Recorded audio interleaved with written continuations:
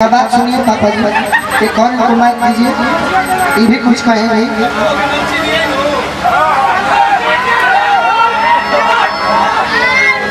रो कुछ कही तब हमको, जब हमारे साथ बहुत कुछ कहा है, हम कहते हैं कह दे ले। नहीं नहीं बिल्कुल कहिए। अरे को बोले इशारा पर छत के ऊपर से प्यार जब करे प्यार जब करे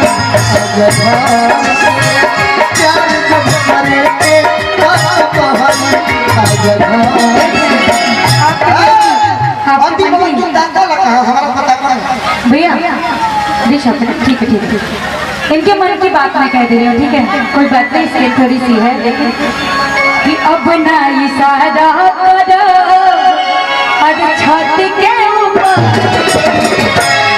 कि अब ना इशारा करो छत के ऊपर आज देखा देखे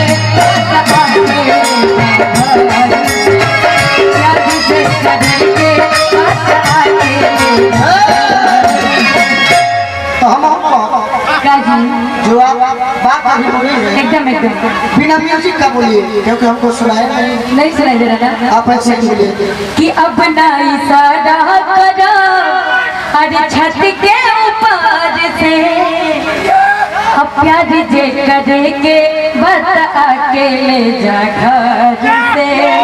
मैं क्यों इशारा करूंगी भाई, छत के ऊपर जाकर ले जाइए, बात खत्म। तब तो हमहू दीवाना भाई, हमहू दीवाना भाई का तू हमरा के भुला जाइबू एगो निशानी के तरह, हम तारा के आजो याद रखले बानी एगो कहानी के तरह, हम तो दीवाना भाई कि तारा सुधी पी जाए पानी के तरह। ऐसे ठीक है जी जी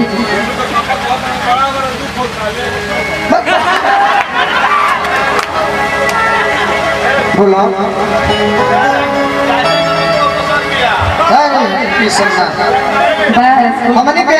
हमने के पसंद कौन है मेहरारू ऐसा चाहे कि भी सब्जी के भोजन बनावे देखा था कि गमछी बिगले बड़े ही कहते नो वो मूड में बारे हमारा मेहरारू ऐसा चाहे कि भी सब्जी होइले तो खाना तनी बनैलू बजावे वाला नाचे वाला सब हर कभी न कि भी सब्जी नहीं करे तू भीतर जब कि कहां से सब आ गया ये सब ना 5 बजे भोर में दौड़ नहीं रखे जाए तो करुआ के रेडी कर के हमारे खातिर तैयार है।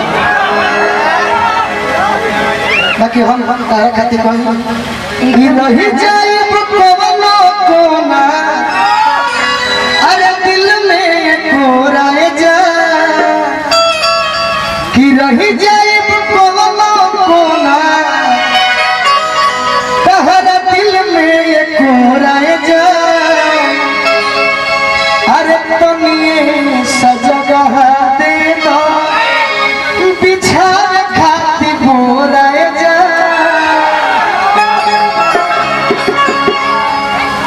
कि जिंदगी भवन के रहा अरे मोहरो सिंहराए जा। आज जीवन में आज ले भी पापा से हम रहले बानी पिताजी ने दोस्त लेखा करले बानी तो हम कुछ कहत नहीं कि बड़ा खुशी होता है।